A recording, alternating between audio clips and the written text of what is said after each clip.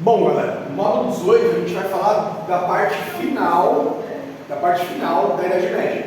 Tá? A Idade Média começa com o fim do Império Romano, tudo bem? Final do Império Romano, as invasões germânicas, faltou escravos, o cristianismo influenciou, né? Pararam de adorar os imperadores. E aí, Gabriel, o fim do Império Romano, 476, século V, tá? Então, do século V ao século X, a gente chama de Alta Idade Média. É o período inicial do feudalismo, é o período inicial da Idade Média.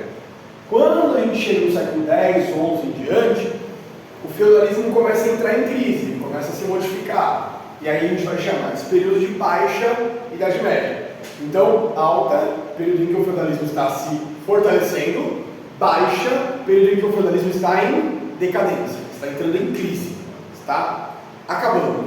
Está dando para entender? Nessa época, surgiu uma guerra que está acontecendo agora entre a faixa de Gaza e Israel. Quem está acompanhando no jornal a guerra lá em Israel?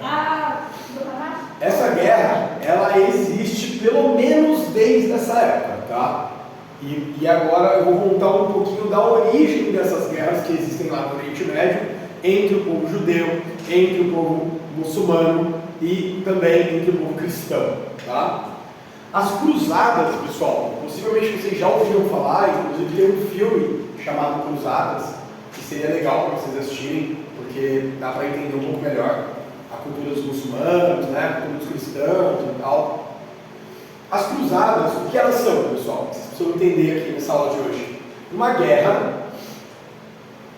declarada pela Europa, declarada pelo Papa. O Papa declarou guerra ao mundo muçulmano no ano 1095, tá? 1095, século XI. O Papa Urbano II, ele escreveu uma carta chamada Concílio de Clermont, na França. E lembra que a França era o centro do Império Carolíngio, né? O Império Carolíngio era um império cristão, então os nobres estavam aliançados com o Papa, aliançados com a Igreja Católica, e o Papa declarou guerra aos muçulmanos. Por qual razão? Os muçulmanos agora controlavam a cidade sagrada de Jerusalém. Jerusalém foi a cidade onde Jesus foi sepultado e diz a tradição bíblica que ele ressuscitou no terceiro dia. Jerusalém também foi a cidade sagrada dos judeus, até hoje, que os judeus da época do rei Salomão, né, construiu lá o templo de Salomão. Tem só uma parede lá que é o Muro das Lamentações, né, até hoje, Antigo Testamento, na nossa Bíblia, para quem é cristão hoje em dia. E Jerusalém também é uma cidade sagrada para os muçulmanos, porque na época de Maomé, que é o profeta do islamismo, na época de Maomé, que é o profeta maior da cultura da religião muçulmana, os muçulmanos também construíram mesquitas. As mesquitas são igrejas islâmicas, são igrejas dos muçulmanos. Então você tem na mesma cidade culto ao judaísmo, culto ao cristianismo e culto ao islamismo.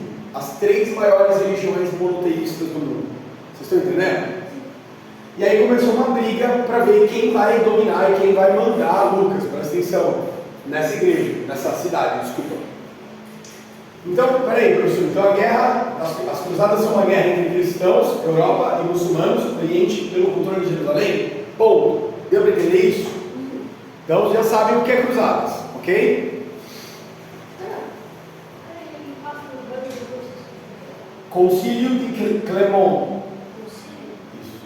Quem declarou essa guerra? Quem liderou essa guerra? O Papa Urbano II, através da carta do Concílio de Clermont. Ele convida todos os cristãos a lutarem contra os muçulmanos pelo controle de Jerusalém. E vai rolar umas papagaiadas. Reabertura do mar Mediterrâneo. Reabertura do mar Mediterrâneo. E o Papa vai meter um biruta, galera. Por que ele vai meter um biruta? Porque ele vai prometer para todos os fiéis que lutassem pela igreja, que se eles lutarem na guerra, eles vão para o céu. Isso é mentira. Porque a Bíblia diz que para ser salvo precisa se arrepender, precisa crer em Jesus e não lutar na guerra. Então o Papa Ó, quem lutar pela igreja vai ser salvo, hein? O Papa promete isso por quê? Porque aí ele coloca, ele estimula que os cristãos se unam contra os muçulmanos. Fala. Concílio de Clermont, uma cidade francesa, onde ele escreveu essa carta declarando a guerra contra os muçulmanos. Tudo bem? Imagina os Estados Unidos declarando guerra contra a China, contra a Rússia. Era o Papa declarando guerra contra os muçulmanos. Lembra que nessa época o Papa era muito poderoso. Muito poderoso. Tudo bem? Até aqui tudo bem? Bom, então, tá, professor, beleza. Então essa guerra é uma guerra de religião, de cristão contra muçulmano? Sim. Só que é só isso? Não. Gente, quem faz guerra por território, dinheiro, riquezas, tá? O que estava acontecendo na Europa no século XI, pessoal? Tinha muita gente? Tinha muita gente. O padrão de vida tinha melhorado, a agricultura tinha evoluído, Revolução Agrícola no ano 1000. Então a agricultura europeia conseguia produzir mais alimento. Com mais alimento, menos guerra. Porque lembra que no final do Império Romano houve um período de invasões germânicas? Essas invasões elas tinham acabado. Os vikings, os magiares, os povos da Ásia, os povos do norte da Europa tinham parado de atacar o território da Europa. E com essa paz, menos guerra, mais comida, mais filhos, houve um crescimento da população europeia. Então a população europeia tinha aumentado de 90 para 110 milhões de pessoas aproximadamente. Estão conseguindo entender? Então muita gente, por que muita gente gerou uma guerra? Os senhores feudais queriam eliminar esse excedente populacional. Eles queriam liberar as pessoas, porque tinha muita gente para alimentar, e eles achavam, a guerra é uma forma de a gente diminuir o total de pessoas que estão na Europa. Manda morrer, né? Manda morrer na guerra. Busca de canhão. Busca por terras. Os nobres, os senhores feudais da Idade Média queriam mais terras. Eles já estavam com um pouco de... Tinha muita gente para pouca terra, vamos dizer assim.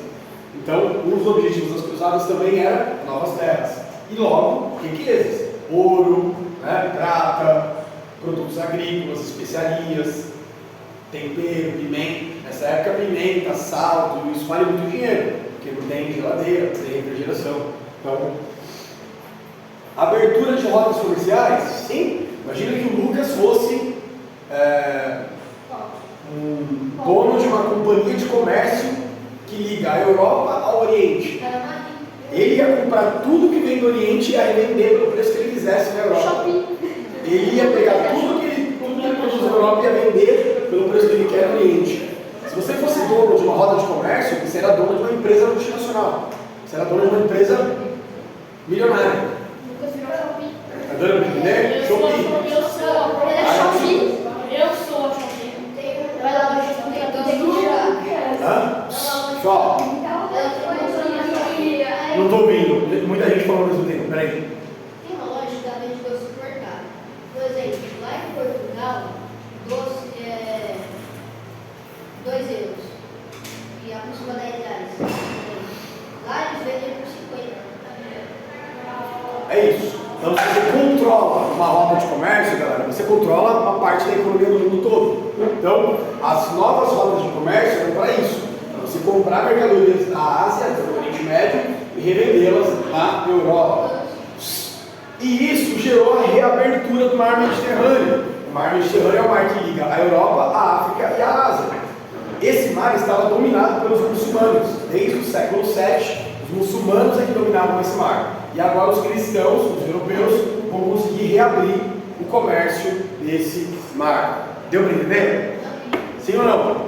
Lembrando que continua tendo uma briga entre muçulmanos e cristãos pelo controle do mar Mediterrâneo. Tá? Bom, cruzadas é isso. Entendeu isso? Sabe o que aconteceu então nas cruzadas? Agora, uma consequência das cruzadas é o renascimento comercial urbano. Por quê? Olha a palavra, renascimento. Significa que renasceu, né? Reviveu, ressurgiu. O que? O comércio e as cidades europeias. Tá? Então, o final do feudalismo, o final da Idade Média, ressurge os centros urbanos, os centros de comércio na Europa, que tinham acabado. Lembra que no Império Romano todo mundo fugia para o campo? Final do Império Romano, acabou o comércio. Agora, volta o comércio. Ficou claro? Bom, surgem feiras de comércio, feiras medievais, espalhadas pelos entroncamentos das cidades europeias. Então, nas fronteiras de uma cidade para outra, tinham as feiras medievais, que eram locais de comércio, onde vários comerciantes compravam do mundo inteiro, Shopee, AliExpress, e revendiam nessas feiras. Tecido, sal, açúcar, seda, pimenta, noz moscada. Tá? Então, são produtos vindos da Ásia que são muito valorizados e vendidos a um alto preço nos mercados das feiras medievais europeias. Desenvolvimento da burguesia. Burguesia.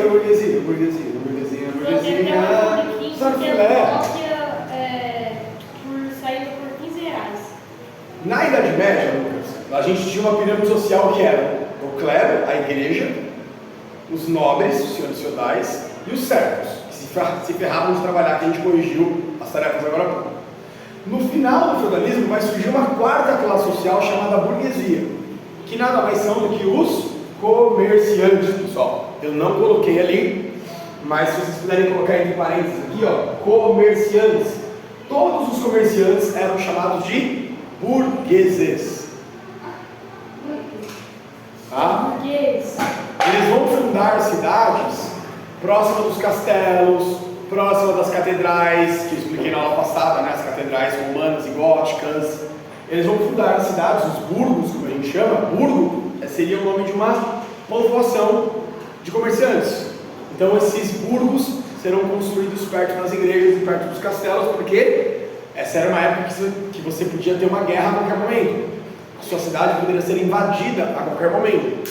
Então os burgueses precisavam do quê? Segurança. Precisavam do apoio dos senhores feudais. Se escutar só um segundinho, eu tô. Você viu o negócio do... Vi. É. Não, relaxa, tranquilo, de boa.